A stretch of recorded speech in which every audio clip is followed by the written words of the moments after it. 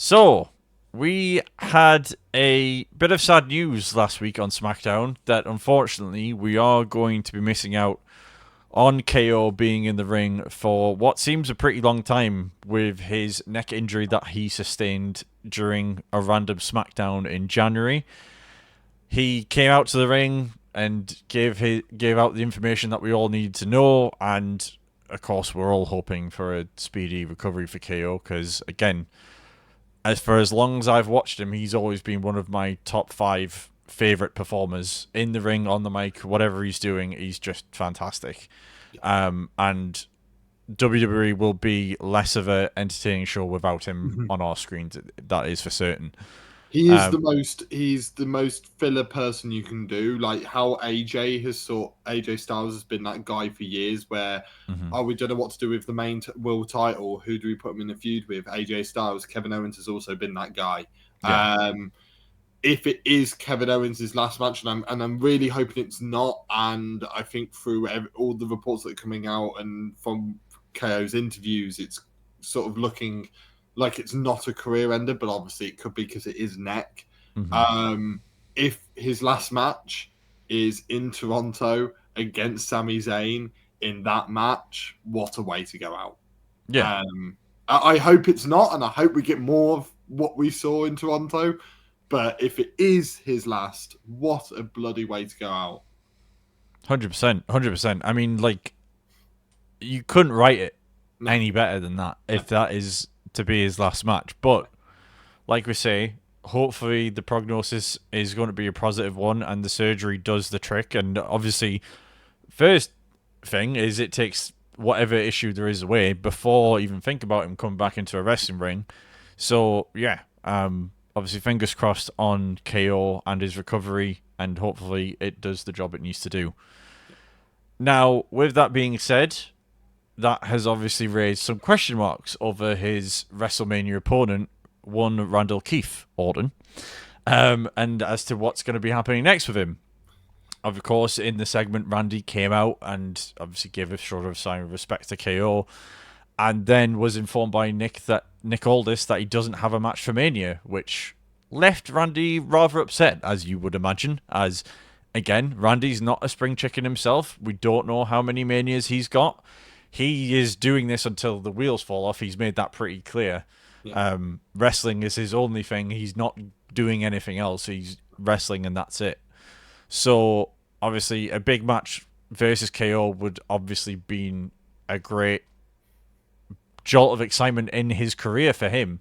Because obviously we know in the past Randy's had issues staying motivated, but the KO feud looked like it was going to be one that was going to be a great time for everybody to watch and a great spectacle. So, again, the question is raised as to what happens next. I guess we kind of got a tease of it on Friday with the RKO to Nick. I've had one or two ideas as to where it could go. But I know Bragster has a good handful of names to go through. So I guess Bragster, take it away from here and give us some names and we'll discuss them. Yeah, you sort of teased it there, like that. I think Friday really shone a light on where they might go. In the sense of that Randy's definitely got a match. It's quite clear he's definitely going to have a match.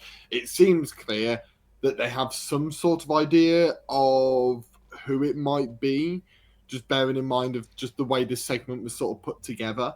And I do believe there are a couple of routes to go, one of which being some sort of open challenge, which I'll go to those options later. The other option is the obvious one, where we see Nick Aldis in the ring, in a WWE ring. We see him wrestle at WrestleMania. Get back in that ring against Randy Orton, which would honestly unlock the nerd inside of me from growing up watching TNA, where Magnus came through, and then have obviously watching WWE on the side, where Randy and John Cena have 1,000,001 feuds because one wasn't enough, and my nerdy brain could just picture them two together in the ring.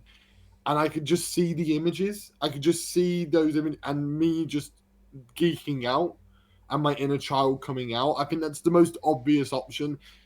It's probably the one I'd most want as well. In terms of just we've all clambered for that Nick Aldis back in the ring sort of storyline. You know, people have pitched it with Adam Pearce. Some people have even pitched it with Wade Barrett, especially with Wade Barrett moving over to SmackDown commentary. It kind of, the stars were sort of aligning that could be a possibility. Maybe it's a British pay-per-view as well on the cards. You know, there are many possibilities for Nick Aldis getting back in the ring. And what a cool way to do it if it is an on-the-fly, we've got no other options, do you mind going out for us type of deal. And I genuinely think the pop from the crowd would be unbelievable. I think and the only issue you would have is that I think Randy would struggle to be the babyface. I don't know about that one. I think obviously there's 2 weeks there's 2 SmackDowns left before Mania now, so they could obviously go whichever way they'd want to go with it. I didn't realize how young Nick Aldis was. Like, he's still young in wrestling terms. He's 38. Like, there is a prime Nick Aldis like wrestling career still left in him. Like, he's not like he's 50 over and like he's just took a management job. Because again, my first experience of Aldis was watching him against Cody at All In. Like before AEW was even a thing, and I think it was the NWA title they were wrestling for. Yeah. And that was my first experience of him. And then I kind of kept tabs on him, as I tend to do once I've got interest in a wrestler and watched a few matches. And again, someone that I loved and enjoyed watching. So seeing that RKO on Friday kind of got me a bit excited. I was, we might get Aldis, but not just Aldis in WWE, Aldis at Mania, of all places, from out of nowhere, ironically. So, yeah, like that match in itself would be great to watch. I think it would be a great spectacle. And there is a bit of history there, storyline-wise, with the RKOs, with the suspensions and fines and all that stuff that goes on behind it. So it would be interesting to see what Nick could do from that perspective. 100%. I think another option you could go down, and this is probably my most boring option, I'd say, in that Carmelo Hayes, I think, is a really good option. We know that Carmelo and Randy have very good chemistry in the ring. We know that a super RKO of sorts could come out of nowhere against Carmelo Hayes. I think if you want Randy to get the win, because he's not won in like multiple years, I think, on a PLE in a singles match. I don't think he's won in a very, very long time. So if the plan was for Randy to go over at Mania, which I think it probably was, especially after KO beating Sammy. So if that was the plan, and I believe it was the plan, then you might want to stick with Randy getting that momentum. And if you want to, and want to make him look good in the process, Carmelo's a really good choice. He's a safe pair of hands, which is an amazing sentence to say for such a young talent, but he is a very safe pair of hands to put in the ring with Randy, who can make Randy have a very good match and make Randy look really good through just the selling alone. Very Dolph Ziggler-esque from back in the day. You know, you shove him in the ring with anyone, he'll make you look amazing, and like Randy Orton needs to be made to look amazing. I know, right? I'm not, but you know, you can make Randy somehow look even better than he already does, because that's just what Carmelo Hayes does. And Carmelo Hayes is doing nothing right now. He's just in this little tag team thing with Miz, and it could be a nice transition into having an actual spot on Mania. I think it's probably my most boring option, but it could produce possibly the best match out of all of my options that I've put down. Okay, fair enough. Yeah, I mean, to be fair, I wouldn't be against Carmelo. I think there's the only thing with Carmelo is it's not like he's got sort of momentum on his side. Like, he's not like won a bunch of times he's to quote Jimmy Uso, with all those bricks he laid, he could build a damn house. So it's not like he'd be going in with like a threat, I guess, to Randy. I guess the story would be there is young up and comer looking to make his mark against a legend, and that's the way you would go with it. Kill the legend killer. Yeah, You could do sort of play there's off something in that. Yeah, like and you could build that really quickly in a couple of weeks because they do have the history already. Obviously from their feuds previously. Stepping it up a notch. Someone that is on the main roster. Mm-hmm. Has already had matches. Mm-hmm. Might get where I'm teasing here. A little bit of Rey Fenix. Yes, I did. I think that was one name that did float in my head. If you really want to have a showcase match for Rey Fenix on that card, bear in mind they debuted him before Mania, so there's a chance. And bear in mind, what is the SmackDown that he debuted on? It was the one that KO that obviously had to pull away in terms of, and obviously they would have known about the neck issues the week before, which was in London, where they announced that Rey Fenix was coming next week. Mm-hmm. Maybe that's the plan. Maybe the plan was to have Rey Fenix have those few matches, build up the crowd momentum, similar to what they did with Penta, and shove him straight in the ring with one of the best you've got in Randy Orton. And again, win or lose, Rey Fenix would look like an absolute star. Yep. You immediately make him look like a star. You immediately put Rey Fenix in the main event scene, pretty much. Like, okay, yes, you don't have to put him in a title match the week after, but as a fan, and especially to casual fans, remember that Mania is for casual fans a lot of the time. Yeah, they will watch that match and go, Rey Fenix is really good. I've got to keep an eye on that guy. And all of a sudden, you've elevated Rey Fenix from, for a lot of the casuals who maybe haven't watched AEW, don't know what he's about, have gone, here's a cool luchador who's just come in, to, oh my God, Rey Fenix is incredible. I think you could elevate him and almost strap a rocket to him, win or lose. Yeah. I don't think, similar to Penta, how he lost pretty early on, I think the fact that he's so impressive in the ring, I don't think losing will hurt him. And that is possibly why they've already debuted him, so they can rack up a few wins and then face Randy. And it could literally, the build can literally be as simple as Rey Fenix keeps winning over the next couple of weeks. And on the go-home show, you have Randy literally just come out and go and point at the sign. And it's announced, and it's like night one and it's on night one and the next day or whatever. Mm-hmm. You could do it that easily, and the fans would buy into it because of Randy being Randy. But then also, if you manage to make Phoenix look really good over the next couple of weeks and impress like Penta did, then again you could cause that hype for that match without even having to let them speak or build a feud. It's almost like a showcase match. Yeah. Absolutely. No, and to be fair, as a match in itself, the imagination runs wild on that one as to what they could pull off. There'd definitely be a super extraordinary RKO somewhere. There'd have to be, wouldn't there, with Rey involved. But yeah, the match in itself, obviously there isn't going to be much of a build to this, so there's not a lot that can get that excited about with the builds, but that match is probably right up there in terms of what they could pull out, really, in terms of being a top match on the card.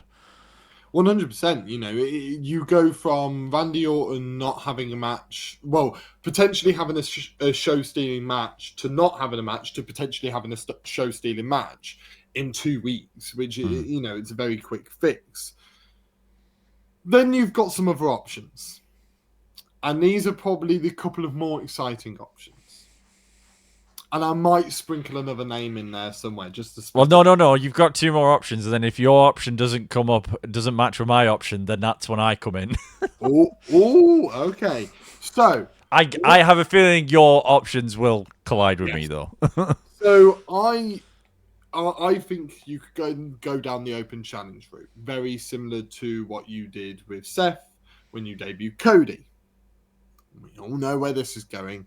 Who have they hyped the return of for the last few weeks? And that's Mr. Malachi or Aleister Black. I think on the Mania stage, when it's dark, make sure that match comes later on in the night. When it's dark, do the whole cool entrance thing. And again, win or lose, but let's be honest, if you're debuting someone again, you need them to win, I think.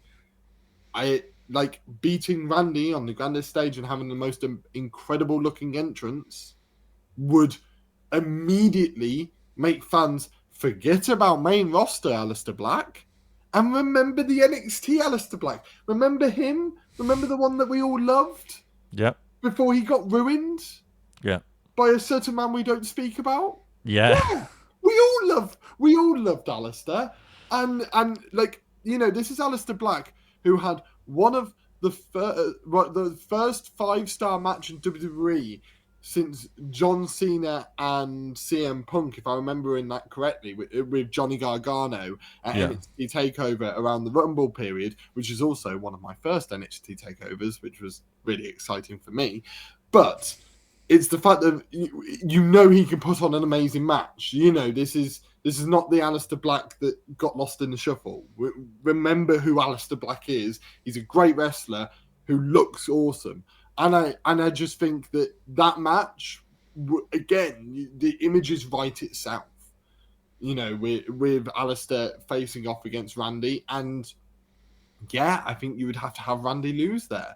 Yeah. But does it hurt Randy's momentum? No, because it's an open challenge similar to Seth. He can just do the whole excuse of I wasn't ready and then beat him like the next week or whatever if they really want to. Also, he's Randy Bloody Orton. He could lose for 5 months and then get straight into the title picture. Yeah. So, you know, it won't hurt him whatsoever, and it would make Aleister look like an absolute star. Yeah, absolutely. No, and I'll be honest, the one that I had in my head was Aleister. I just think that image of him, if you do the same entrance from NXT of him coming up in the dark, you hear the guitar kick in, and it's just like, oh, like that just poetry in motion. Yeah, I think that's one of those things that's in my head at the minute with the whatever the outcome is of the Randy match is that I have a feeling they want him to win because it leads to potentially Cena down the line. Yeah. Whether it's Backlash or wherever down the line. And obviously, if Cena ends up winning the title and you need Randy to challenge next, then that's kind of how the logic works there in my head. But yeah, I still think that would be a banger match. I just think Malachi or Aleister, whatever you want to call him, like you said, I think would just bring the best out of Randy and Randy vice versa. So yeah, again, would love that for the entrance alone, to be honest, to see him come back, but we'll see. Yeah, exactly. The entrance would be incredible. And now you've confirmed that, I'll add my little fun one in, which was nicked from Twitter, which was that you have Nick Aldis go, I don't wrestle anymore, I'm retired, but I'm going to get someone in who's going to destroy you because you've hit me twice now. And then what a better way to debut Obafemi on the main roster than have him absolutely destroy Randy Orton, which would be awesome. That's my fun one because I know there is no chance in a million years that's happening, but I want to throw it out there into the ethos. And I saw it on Twitter, so credit to the person that I saw it from. Sorry, I don't remember your username. But like, I just want to throw that out into the ethos. Now back to the serious option. Which is the final serious option, which I originally was like, this is cool. And then the more I think about it, the more I like the story they can tell. And that is the re-debut of Rusev. Oh, right, okay. That's what I thought you were going to say, but then when you were like, if you could do this, I'm like, all right, okay, maybe he's not going that route. But yeah, Rusev, go on then. No, Rusev, because I think, obviously, similar to Aleister Black coming back, we all know that he's either signed or going to sign. And pretty much everything is, you know, the writing's on the wall at this point that is going to happen, and we're going to see the return of Rusev. Now, when I originally thought about it, I was like, am I really interested in that match? And then I remembered Rusev's finisher. which is the Accolade, Yep. which targets what body part, Grimmy? The back. And what body part is absolutely buggered on Randy Orton? He's back. Exactly. The story writes itself. Like, if it's right there to just immediately go, oh, Randy's back, because we all know that Kevin Owens is going to target the back, let's be honest. So you could almost tell a very similar story to what you're going to tell anyway, which is Randy gets beaten down, Randy's struggling, Randy overcomes the odds. Look at Randy, he's amazing. Which is the original story. Unlike Aleister Black, I don't think a loss would hurt Rusev as much, because I think that with Rusev, there's that little bit more memory of Rusev being good. whereas with Aleister Black, the memory for the casual fans of him being on the main roster is he wasn't that good because he wasn't booked very well. Whereas Rusev was booked okay and well, and he was well loved by the fans. And I think you could very quickly have Rusev come out, happy Rusev loses, and then we get angry Rusev, and that's where you almost like the Raw after Mania type thing. He attacks somebody, gets really, really angry and whatever, and that's your next feud, and he goes away and wins that. And the whole reason why he lost the first match was because he wasn't the angry Rusev, he wasn't the actual Rusev that we can unlock.